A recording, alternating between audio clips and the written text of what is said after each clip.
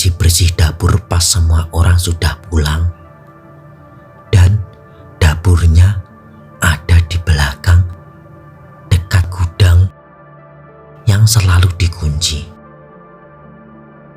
Hati-hati, karena ada restoran yang bukan cuma makanan larisnya dibantu manusia, tapi ada sesuatu yang ikut bekerja setiap malam.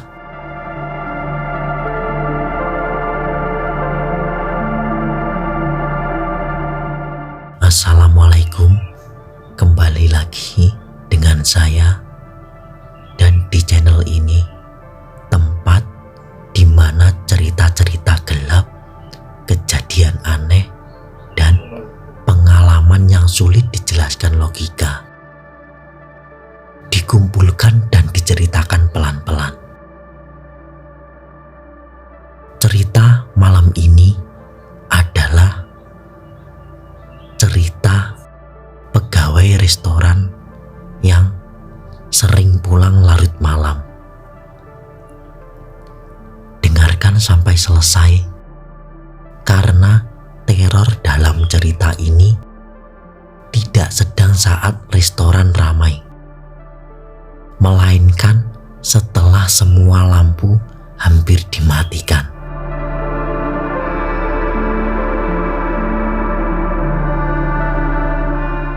Di sebuah kota kecil di Jawa Tengah, berdiri sebuah restoran keluarga yang terkenal ramai. Dari luar, restorannya itu ya biasa saja. Bangunan satu lantai, parkiran sempit, dan papan nama yang catnya sudah mulai pudar. Tapi anehnya setiap hari itu restoran gak pernah sepi pembeli. Salah satu pegawainya bernama Wahyu. Usianya 24 tahun, kerjanya bagian dapur. Tugas Wahyu bukan memasak, melainkan bersih-bersih dapur setelah restoran tutup. Dan justru disitulah semua kejadian aneh itu bermula. Dapur restoran itu terbagi dua. Bagian depan, kompor, meja masak, kulkas, dan wastafel. Dan bagian belakang ini, area cuci besar, tempat sampah dapur, dan sebuah gudang yang pintunya selalu dikunci.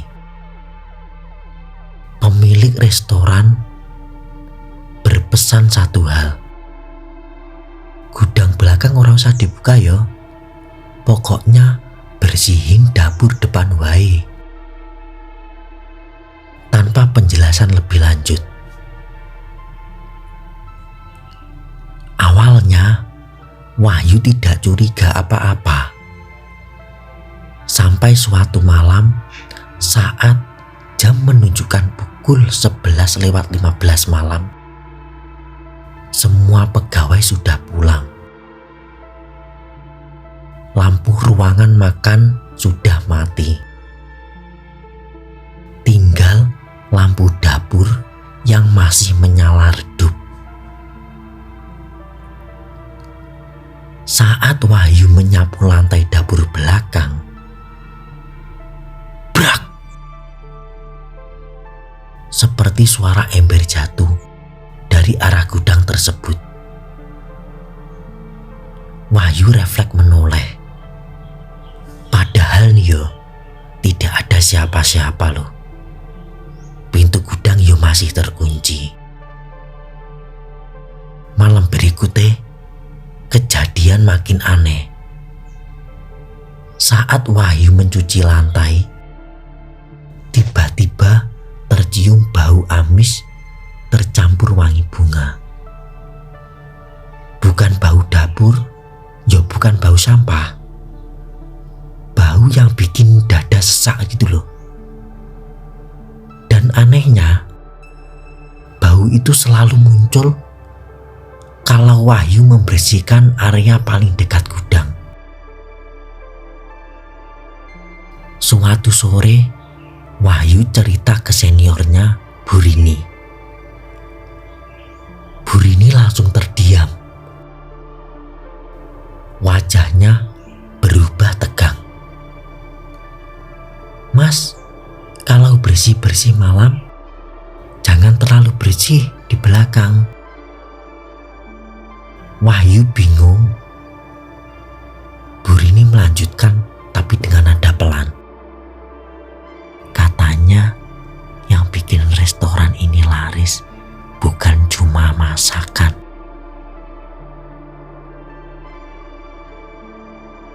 Malam itu, Wahyu sendirian lagi.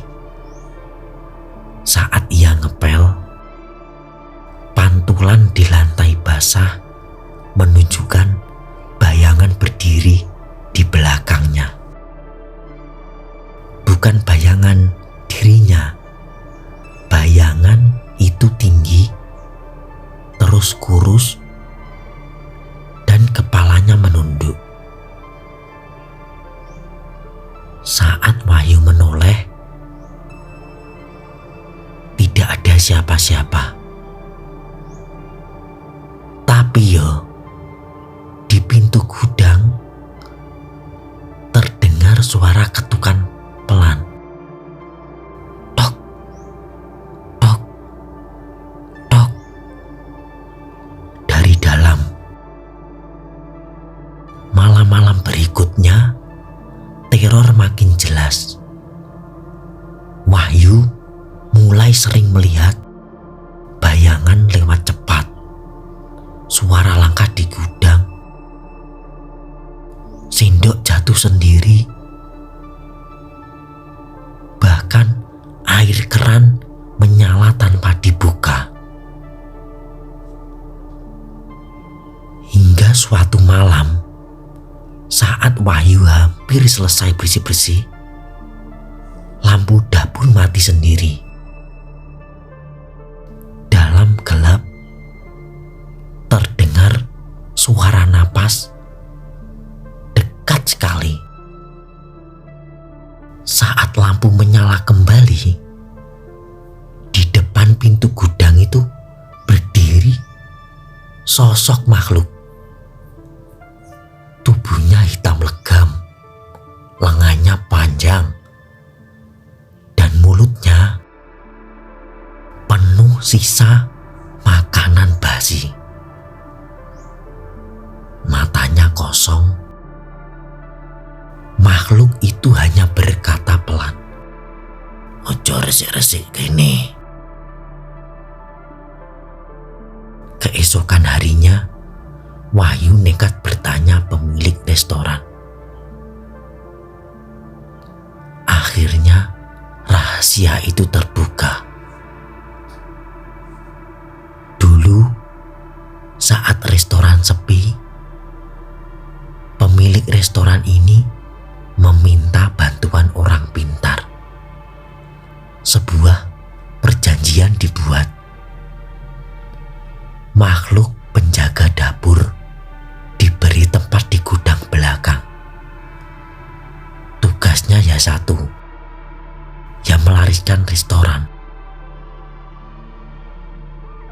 Tapi syaratnya, gudang tidak boleh dibuka dan area belakang tidak boleh dibersihkan total.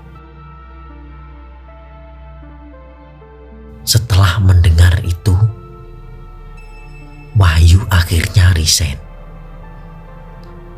Beberapa bulan kemudian, restoran itu tetap ramai, tapi pegawainya sering gonta-ganti. Karena setiap pegawai baru selalu mendengar satu suara yang sama saat malam. "Iki duduk dapurmu."